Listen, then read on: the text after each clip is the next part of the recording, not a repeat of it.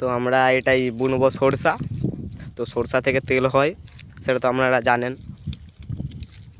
তো এসব যে চাষিদের, সবাই চাষিদের দিয়ে ঘৃণা করে, চাষি কী করেছে ওরকম কিছুটা ব্যাপার রয়েছে। কিন্তু চাষি না থাকলে কেউ খেতে পারবে না।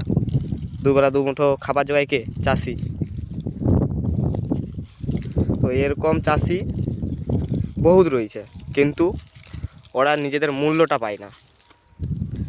কত কষ্ট করে রোদে ঘাম ঝরিয়ে মাঠে পড়ে থাকে আপনাদেরকে খাবার জোগানোর জন্য, কিন্তু ওরা নিজেদের মূল্যটা পায় না।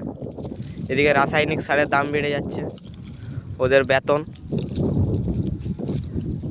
তো ওদের বেতন তো আছে ঠিকই, কিন্তু ওদের চাষ যে করে দিয়ে হচ্ছে, চাষে যখন উঠে, চাষের সিজন লাস্টে আসে, তখন ওদের দাম কমে যায়, কি মজুরি কমে যায়।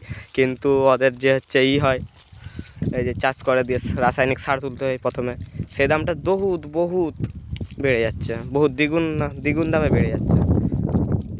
তো ওদেরকে তো সাপোর্ট করা উচিত না।